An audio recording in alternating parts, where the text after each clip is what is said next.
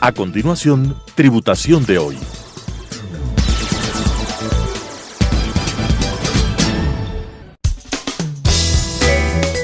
Clasificación A. Apto para todo público.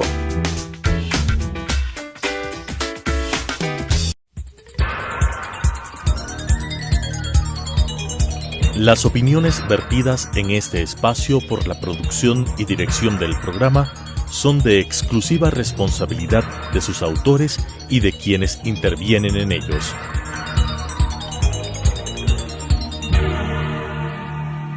Telesucesos Canal 29 UHF presenta Tributación de hoy, un programa destinado para los ciudadanos en su entorno fiscal para el Ecuador, con la conducción de la doctora Cristina Trujillo. Tributación de hoy.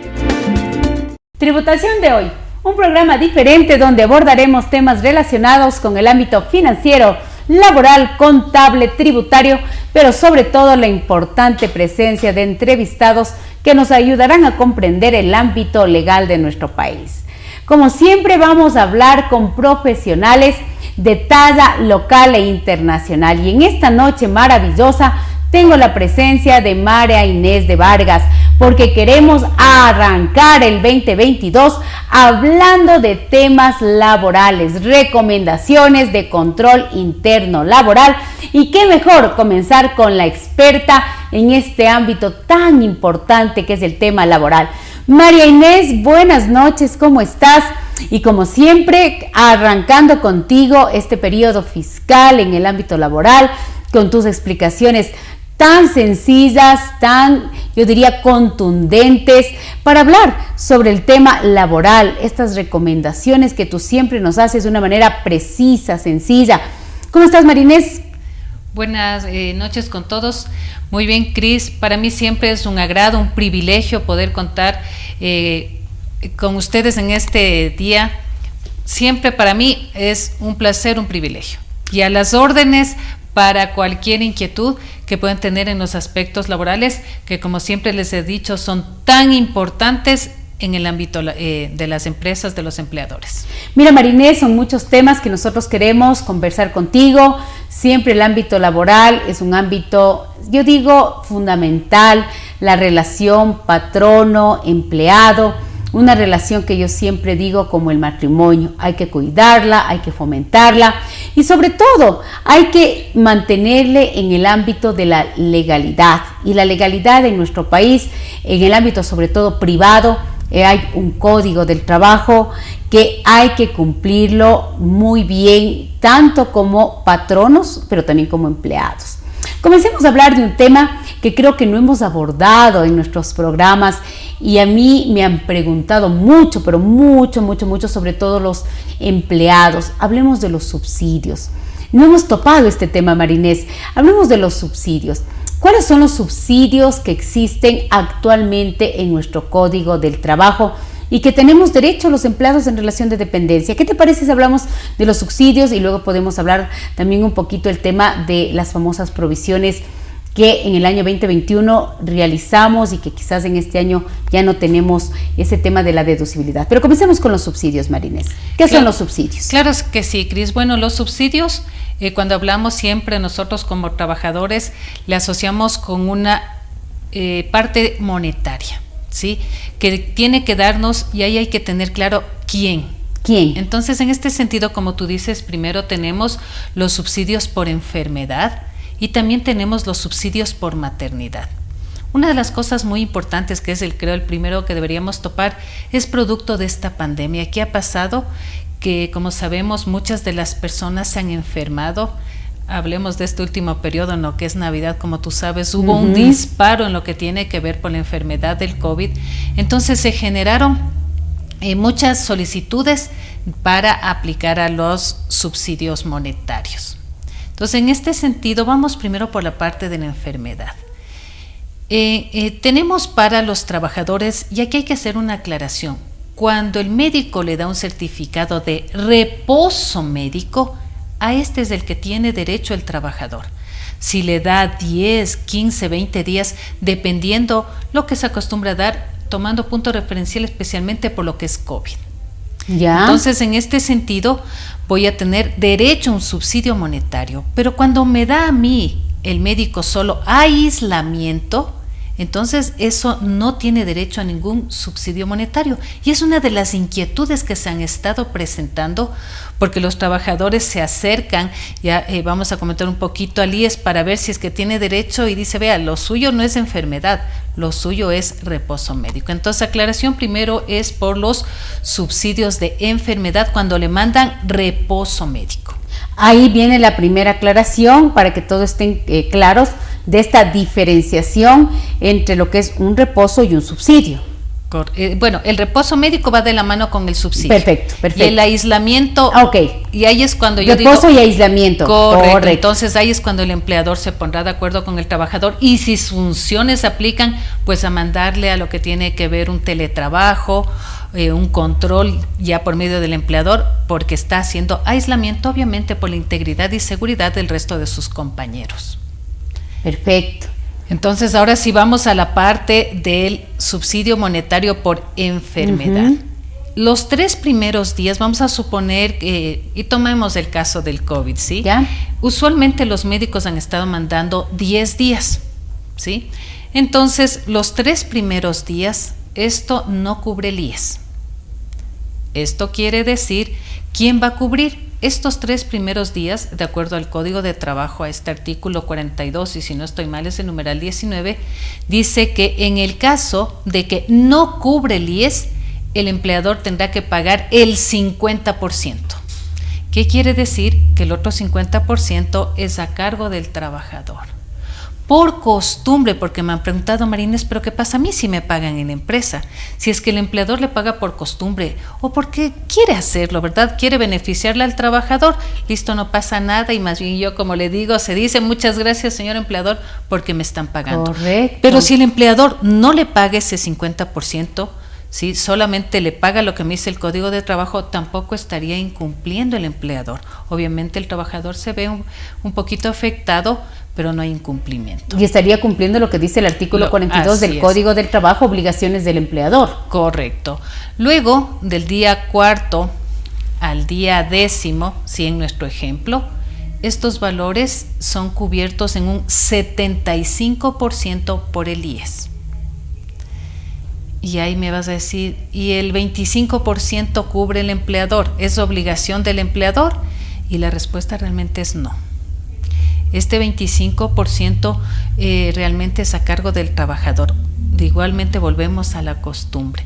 Por costumbre, ¿qué hacen los empleadores? Pagar el 25%, pero volvemos a lo mismo. Si el empleador no quisiera hacerlo, si el empleador no pagar este 25%, tampoco hay incumplimiento. Porque solamente nos dice este 42 que tengo que pagar cuando no cubre el IES el 50%. Muy bien, y estamos cumpliendo exactamente lo que establece el Código del Trabajo, nuevamente en el artículo 42, obligaciones del empleador. Así es, y mira, y lo que tú estás hablando es lo que está pasando por estos casos que hoy estamos viviendo con la pandemia de la COVID-19. Es muy correcto. Bien. Ahora, si nos vamos también, ¿qué pasa con la maternidad? ¿Qué pasa con la maternidad? Ahí es diferente. ¿Ya? Ahí es diferente.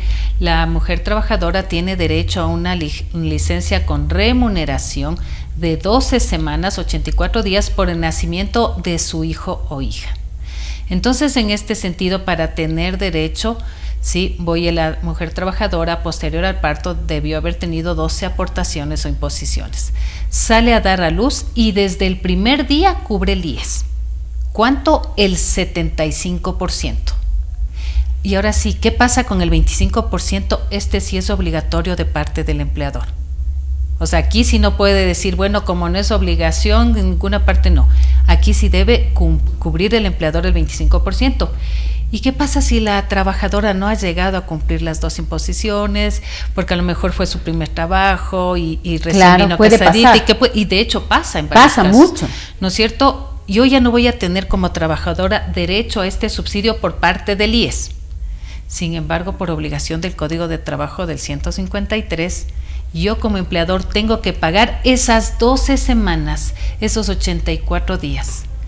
lo que siempre pretende el Código de Trabajo es proteger, cubrir tanto al bebé como a la mamá. madre. Entonces la mamita nunca pierde. O cubre el IES, o cubre 25, el empleador. 75 y 25 el empleador, y si no hay esa cobertura, el empleador tiene que cubrir al 100%. En este caso es muy diferente lo que es el subsidio de enfermedad al subsidio de maternidad. Es correcto. Mira, y esto es lo que realmente muchos de nuestros televidentes y muchas de las personas que nos siguen en redes sociales querían que María Inés de Vargas pues explique esto de los subsidios de enfermedad, de maternidad, porque realmente es un tema muy importante y que está de cierta forma un tema que debe enterarse, tiene que manejarse, porque está dentro de nuestra legislación laboral, dentro de nuestro Código del Trabajo, que tiene sus propias particularidades cada uno de estos subsidios y que tenemos derecho, porque somos empleados en relación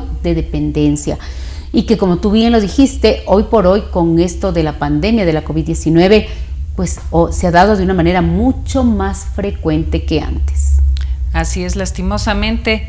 Esta pandemia nos ha golpeado y sigue pasándonos todavía factura. Por ejemplo, mira lo que pasó entre diciembre y enero. Colapsó el sistema del IES por tanta presentación de certificados. Entonces, en esto hay que reconocer ya, hábilmente el IES dijo, ok, ya no voy a recibir solo los certificados porque tenemos que presentar los certificados para que el IES los valide. Entonces, habilita la herramienta también para que se lo pueda hacer en línea, ¿no es cierto? Cuando el reposo es hasta 30 días. Entonces, eso es también algo que hay que reconocer del ente de control que se ha ido agilizando, correcto. Se ha ido adaptándose a las nuevas condiciones que nos ha tocado pues vivir, que nos ha tocado pues generar con todas estas circunstancias pues, que lamentablemente nos ha tocado vivir como país y como mundo. Mira, qué interesante. ¿Qué recomendaciones, María Inés, crees que tenemos que considerar los patronos comenzando este 2022? Porque es un nuevo periodo fiscal, el Código del Trabajo está ahí, todavía no se ha implementado ninguna reforma, estamos trabajando con las condiciones iguales a las del 2021, pero quizás algún patrono que nos está mirando, algún empleado que nos está mirando, que sé que este programa en esta noche y que en redes sociales se replica, pero de una manera increíble. Estamos comenzando. ¿Cuál es la primera recomendación que tú le darías a ese patrono que a lo mejor está recién abriendo su negocio, a ese empleado en relación de dependencia, que nos evite riesgos a veces innecesarios, porque estamos en esta relación que yo siempre vuelvo y repito, es como un matrimonio que hay que cultivar? ¿Cuál es la primera recomendación? Claro que sí, Cris, y en efecto, yo diría, hay que mantenerlo, tomando tus palabras, como un buen matrimonio, sí, llevando todas las cosas correctas. Entonces, lo primero que deberíamos dar es cumplimiento a la normativa. Entonces, ¿qué normativa tenemos que estar presentes y que van ligadas? Tú muy bien lo sabes porque eres experta tributaria, como siempre he dicho, la mejor del país. Dar cumplimiento a la Ley de Régimen Tributario Interno en materia laboral. Dar cumplimiento a la Ley de Seguridad Social por los trabajadores y lo que tiene que ver al Código de Trabajo. Tú bien lo sabes, en caso de una determinación por parte del IES en la materia de nómina, se va a lo que es la Ley de Seguridad Social, y es importante entonces dentro de las recomendaciones. Siempre desde un inicio tenemos que ir validando nuestras bases de aportación al IES, que deben ser iguales a las que tenemos en los roles y a lo que también vamos a generar para materia tributaria.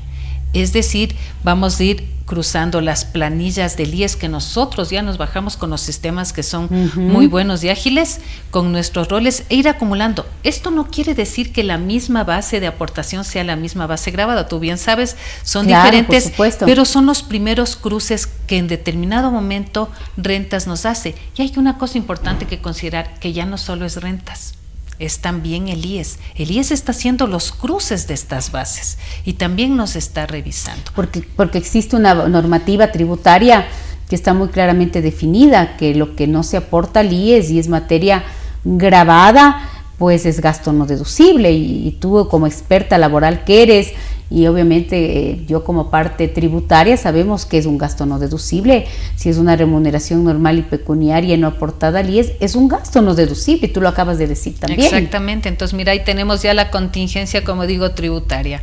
Luego viene el IES y me dice, vea, a mí también no me ha cumplido, entonces glosa por parte del IES. Y no descartemos que en algún momento también, si el trabajador sabe que no estoy aportando sobre lo que le corresponde, que en un determinado momento pueda tener un juicio laboral. Correcto. Entonces es importante cumplir.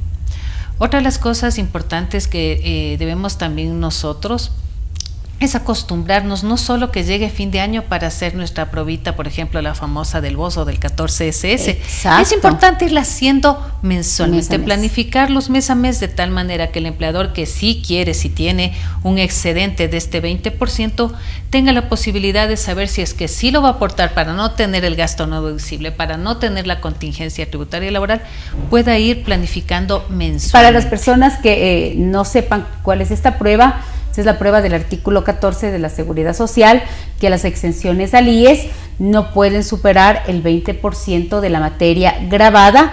Y Marinés, te comento algo, esa prueba ya no solo hace el SRI, hace el Ministerio del Trabajo, hace el Instituto de Seguridad Social, porque antes como que era que una prueba solo la hacía el Servicio de Rentas Internas en procesos de determinación. Ahora hacen también los otros dos organismos, como es el IES, como es el Ministerio del Trabajo, la famosa prueba del artículo 14 de la Seguridad Social. ¿Qué te parece? Que es muy interesante y era algo de esperarse.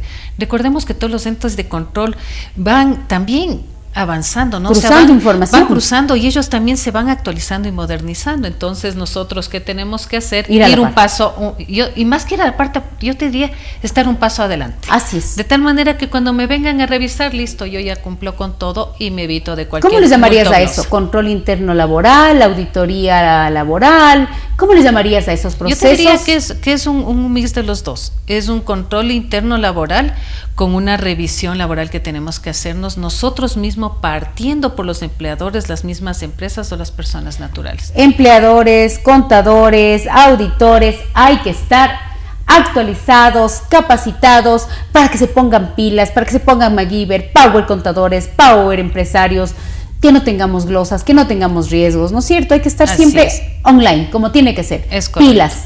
Súper atentos. Muy bien, Marines. ¿Qué más les podemos aconsejar? ¿Qué otro punto deberían hacer? De las otras cosas es dar cumplimiento. Vamos ya a la parte estrictamente laboral para las revisiones.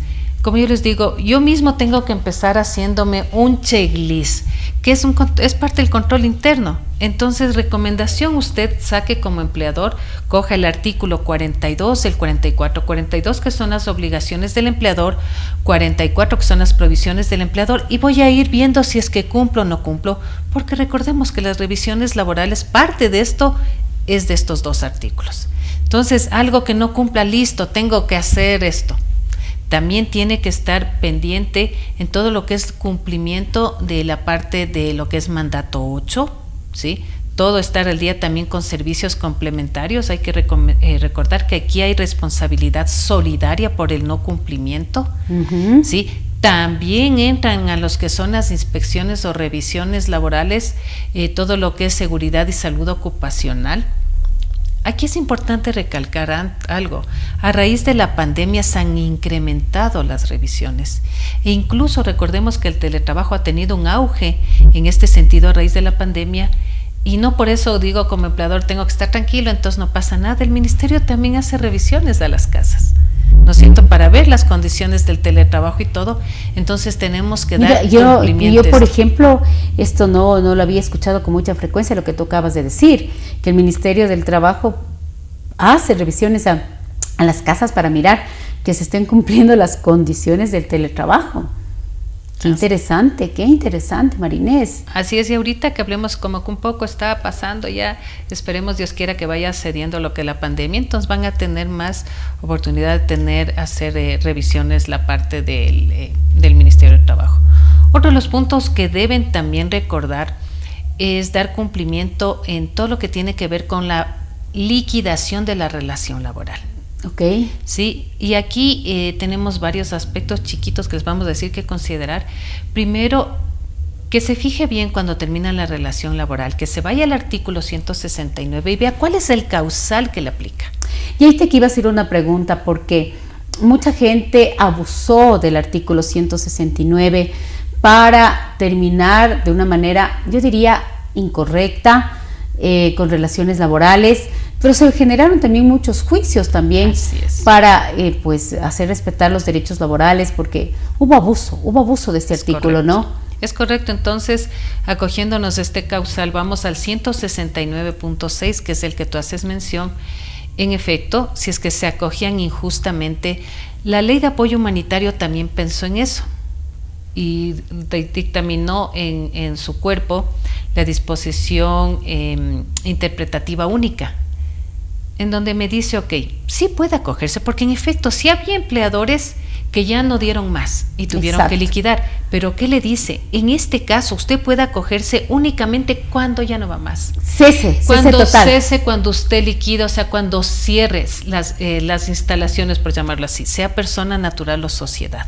En ese caso, acójase al 169.6.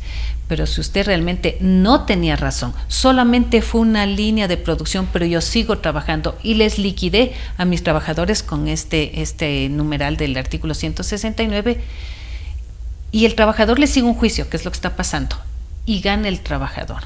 Por usted haberse acogido injustamente, ilegalmente podríamos decirlo, yo le voy a castigar a usted en la liquidación, que le voy a cobrar, aparte de su despido intempestivo normal, le voy a recargar con un 50%. Es decir, un trabajador que estaba 10 años, el cálculo del despido intempestivo habría sido la última remuneración por los 10 años. Acá es la última remuneración multiplicada por 1.5 por los 10 años. Si ganabas 1,000, ya no serían 10,000, sino 15,000.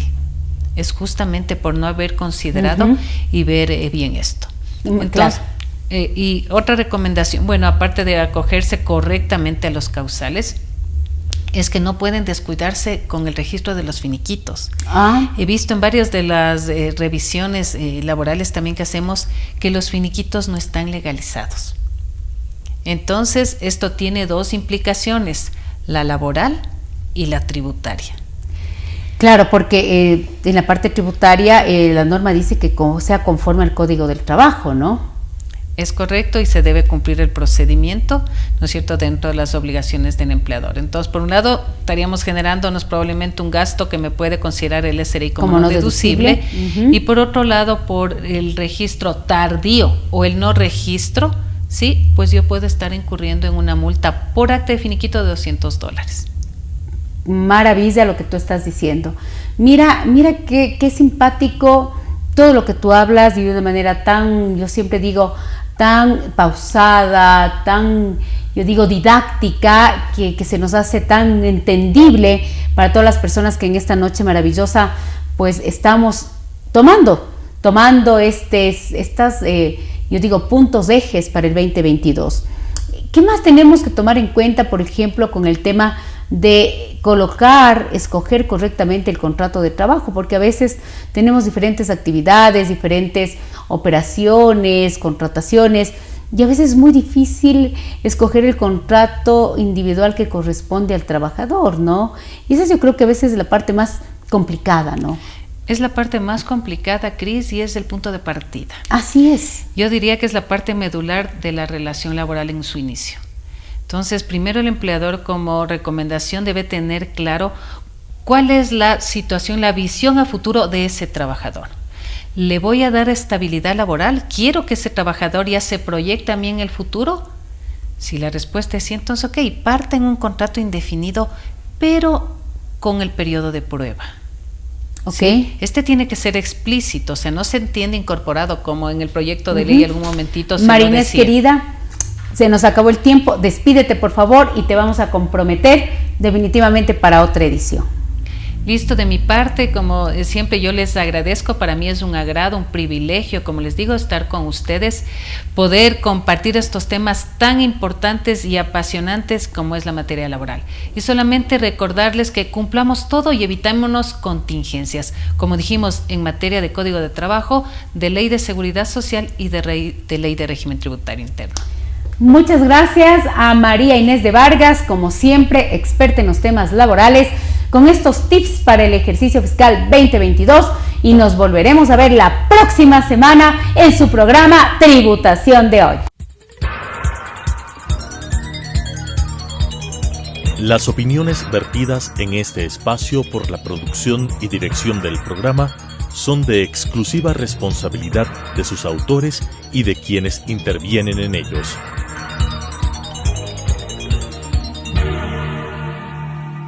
Telesucesos Canal 29 UHF presentó Tributación de Hoy, un programa destinado para los ciudadanos en su entorno fiscal para el Ecuador, con la conducción de la doctora Cristina Trujillo. Tributación de Hoy.